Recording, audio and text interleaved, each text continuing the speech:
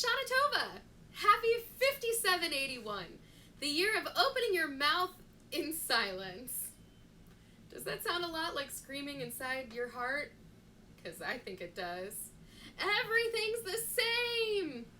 It's also another one of my favorite weeks of the year, which is Bee's Knees Week. It was started by Barr Hill gin, this beautiful gin that is made out of honey from their apiaries over in Vermont. And every Bee's Knees Week, they usually partner with bars to, support them making their own Bee's Knees cocktail. What is a Bee's Knees cocktail, you ask? Well, let me tell you, it's a delicious drink with lemon and honey. Sound familiar? Like honey and apples. Rosh Hashanah Bee's Knees Week, here we go! Today on Drink Up Cocktails. So here's the deal. Today we're going to make my Rosh Hashanah interpretation of a bee's knees. So we're going to combine all of that lemon and honey with the apple and the honey, and we're going to scream inside our hearts and keep our mouths open silently, and it's really not going to be much different than the rest of 2020, but it's 5781, so it's better. Also, if you make this drink or any other bee's knees cocktail over the next week or so and you tag Barr Hill, we'll put the information in the comments, and Bee's Knees Week 2020, they're going to commit to planting 10 square feet of bee habitat for every cocktail that's posted.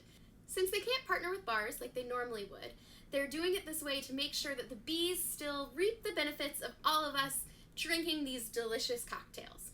And bonus, make this for your fam during Rosh Hashanah dinner, or after Yom Kippur when you break fast. Either way, here we go. You're going to need an apple brandy, or in this case, I'm going to use Pommeau de Normandy. It's this delicious blend of Calvados and apple juice that they sell near me in Brooklyn. If you can't get that, it's totally fine. Just pick an apple brandy of your choice. I'm also going to use the Barr Hill gin. Again, it's made with their local honey. It tastes delicious. It really feels like you're in a beautiful countryside, surrounded by wildflowers. If you can't find that, I know it's not produced all over the country or all over the world. That's totally fine. You can use a regular gin, and you're just going to mix half an ounce of honey. Just raw honey, regular honey, whatever you want. We're going to take the easy way here in Drink Up Cocktail headquarters. We're going to use the Pommeau and the delicious Barr Hill gin.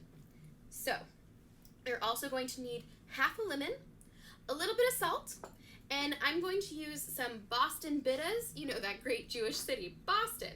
But these bitters are really cool. They're a combination of citrus and chamomile, so it kind of supports that lemon and that wildflower vibe. If you can't find them, it's totally fine. Just skip it. I think it just adds something a little different. So we're going to start by doing 1.5 ounces of the Barr Hill. Now again, if you're using regular gin, you're going to do 1 ounce of gin and then ½ ounce of honey. But because this already has the honey in it, we're just gonna combine it and call it 1.5 ounces of the pre-made. And then for the Pommeau, we're going to do 1 ounce. Now this is going to be a pretty boozy cocktail. But honestly, after the year that 5780 was, don't we all deserve it? Okay, now we're going to do half a lemon. This is a pretty normal sized lemon. It comes to about ½ ounce once you squeeze it in there. And then I'm going to drop the peel in there as well. Put the lid on. We have a couple ice cubes in here, and I'm just going to shake it. Okay, we want to shake it until we get a nice froth going. So I'm going to shake it a little longer. It's going to be about 30 seconds, just to make sure everything's nice and cold, and you get those sugars to combine and whip and make that froth at the top. It'll be super great. Now we're going to strain it into a coupe.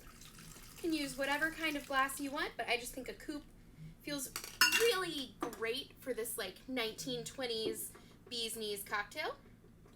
And then because I'm a Jew, and because we all know there's no happiness without a little despair, I'm going to put a sprinkle of salt in.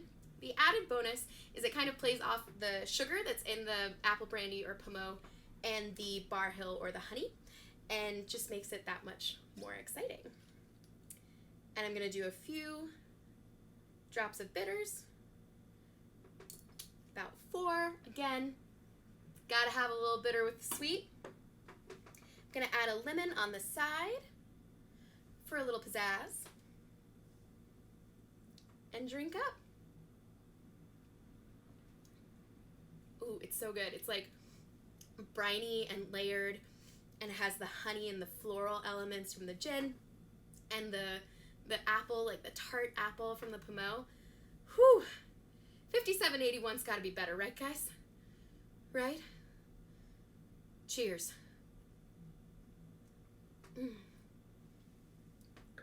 Here's to the bees.